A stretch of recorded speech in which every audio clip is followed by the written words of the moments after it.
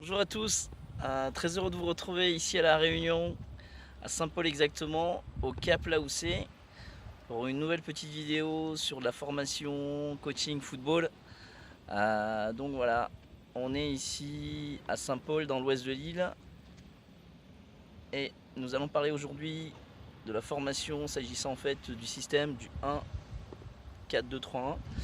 Donc voilà, tout simplement pour vous dire que je suis encore honoré une fois pour préparer un petit peu cette séquence au niveau du coaching. Donc alors l'animation 1-4-2-3-1, c'est un système qui est assez quand même répandu et assez connu de tous.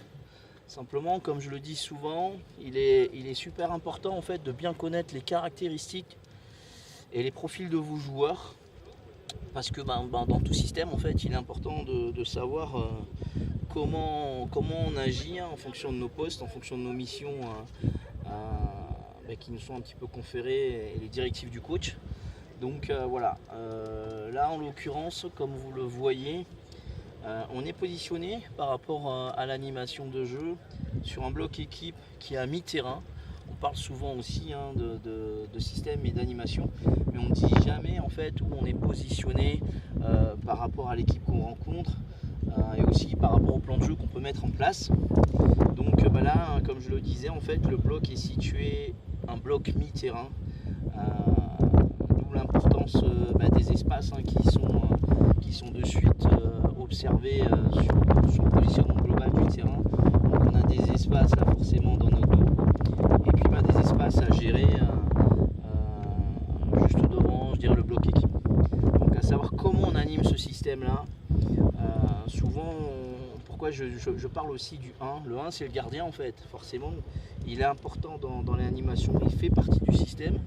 Donc si on est positionné sur un bloc mi-terrain, forcément si votre gardien de but il est dans son but et qu'il ne bouge pas trop, toutes les gestions de ballon qui sera dans notre dos, ce sera un petit peu compliqué et pas facile à gérer. Donc il est important en fait de bien positionner aussi notre gardien de but sur la présentation au niveau du match et de faire en sorte qu'il puisse être aussi complètement acteur du jeu et dans les animations qu'on peut proposer. Donc voilà, avec un gardien qui est positionné je dirais déjà dans la demi-lune par rapport au bloc équipe qui est situé à mi-terrain. On a nos 4 défenseurs qui sont là en l'occurrence alignés, qui couvrent la largeur du terrain. 2 milieux qui sont à l'intérieur, 3 milieux un petit peu plus haut et puis un attaquant. Donc voilà un petit peu comment on peut positionner ce système là. Comme je l'ai dit, on peut aussi le positionner plus bas, voilà, avec un bloc je dirais qui sera bas. Les 4 défenseurs forcément ils vont reculer d'un cran.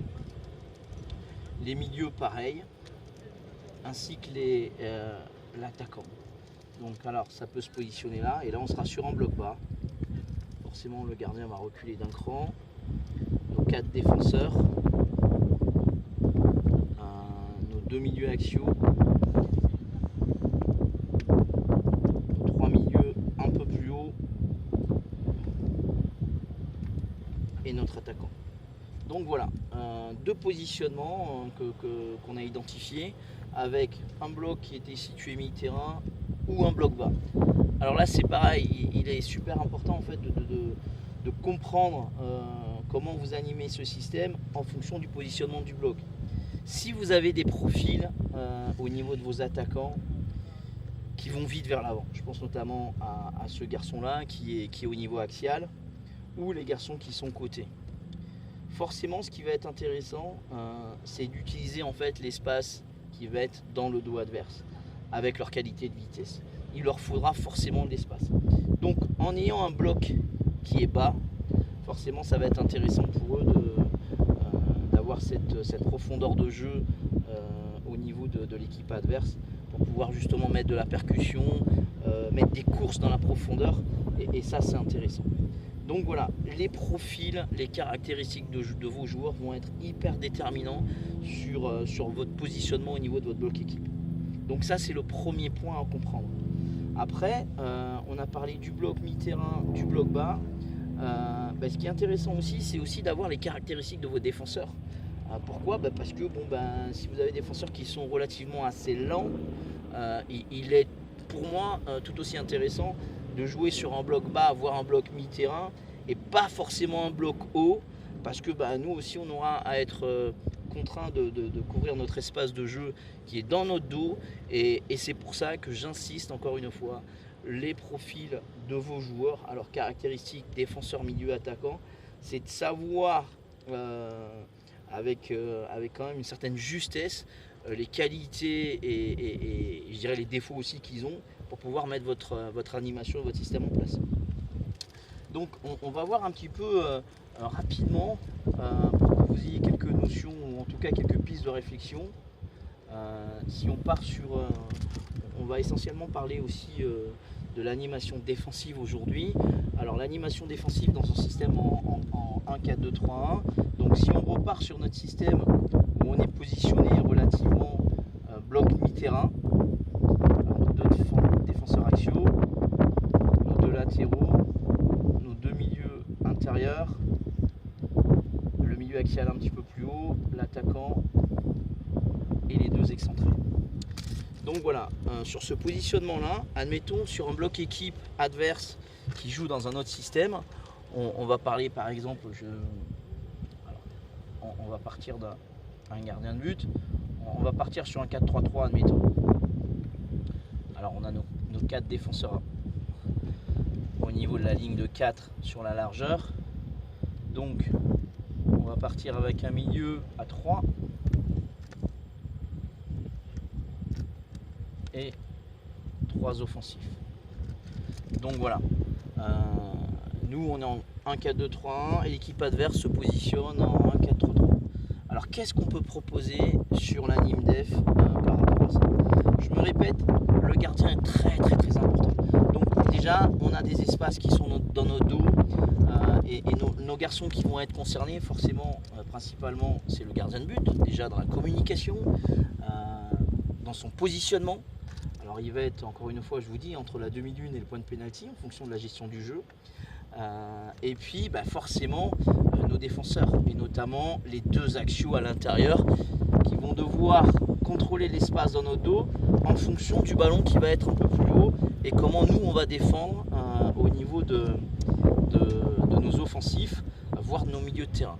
Ce qu'on peut par exemple proposer sur le plan défensif, notamment sur une équipe qui joue au ballon, alors ça aussi il faut avoir cette donnée là qui est extrêmement importante, c'est si vous avez une équipe adverse en face qui ressort les ballons en faisant des circuits bas, forcément ce qui peut être intéressant pour nous, si notre bloc est bien mis en place au niveau mi-terrain, c'est de pouvoir exercer un pressing. Alors là encore une fois c'est vous qui allez décider où vous exercez votre pressing.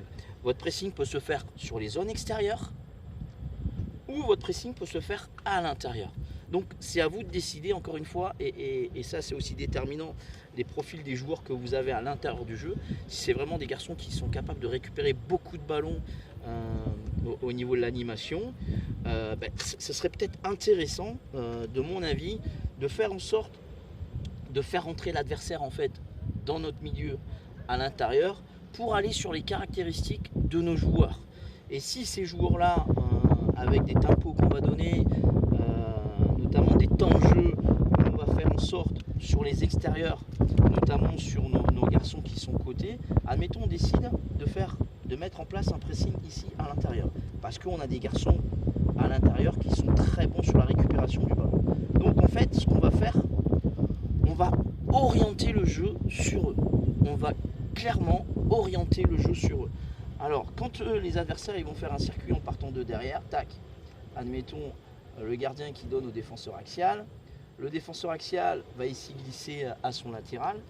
Ce qu'on va demander ici au niveau de notre milieu excentré côté gauche, c'est de faire en sorte d'éviter que le latéral puisse faire cette passe là ici. Donc il va fermer en fait la zone extérieure côté ligne. Il va fermer la zone côté ligne pour obliger l'adversaire en fait à rentrer à l'intérieur. En fait, c'est de les emmener sur nos intérieurs pour qu'on puisse récupérer les ballons. Parce qu'en fait, les joueurs de chez nous, ils sont très forts dans la récupération du ballon. Donc on va orienter l'adversaire à l'intérieur sur nos profils pour qu'on puisse avoir, allez, on va dire 80% du temps, cet espace-temps d'intervenir et de sortir en avançant pour récupérer les ballons dans ces zones axiales et pratiquement dans une zone mi-terrain, voire haut. Ce qui nous permet quoi en fait derrière? D'être tout de suite dans une zone de transition et de pouvoir sur 3-4 secondes aller pouvoir se créer des situations et pourquoi pas marquer le but. Donc voilà, ce qui est intéressant en fait dans cette animation def là, si vous avez des profils à l'intérieur qui sont des bons récupérateurs de ballon, et moi quand je parle de bons récupérateurs de ballon, ce sont des garçons sur, admettons, ils ont 30 duels à gagner dans le match au niveau du jeu, sur demi-temps, il faut qu'ils récupèrent 25 ballons en fait. Donc s'ils récupèrent 25 ballons, ça veut dire que derrière dans la zone de transition, on peut se projeter rapidement vers l'avant ou trouver des combinaisons relativement assez hautes pour pouvoir finir les actions. Donc voilà, cette animation def là, elle est très intéressante. Ça oblige nos milieux en fait extérieurs à fermer le côté, fermer la ligne de passe et empêcher de faire la passe sur leur milieu excentré adverse et faire en sorte, encore une fois je me répète, de les orienter à l'intérieur. Et là vous mettez un gros pressing avec ces temps de passe où le joueur côté ballon forcément va sortir sur le porteur. Le deuxième milieu, il va décaler dans l'espace libéré pour venir fermer aussi la passe pour l'attaquant éventuellement. Et le milieu à l'opposé, forcément, il va venir opérer, il va décaler côté ballon, il va faire en sorte aussi de venir couvrir la zone où on fait le pressing. Et forcément, le latéral opposé, il va fermer côté ballon. Donc voilà, quelque chose de très simple à mettre en place. Après, au niveau des exercices, j'en parlerai dans une autre vidéo, ce que vous pouvez mettre en place en termes d'exercices ou des situations de jeu en fait pour vraiment capter l'attention de vos joueurs sur ce qu'on pouvait mettre en place sur des plans de jeu et faire en sorte en fait d'être fort dans la récupération du ballon au niveau des milieux de terrain et puis après pouvoir se projeter vers l'avant.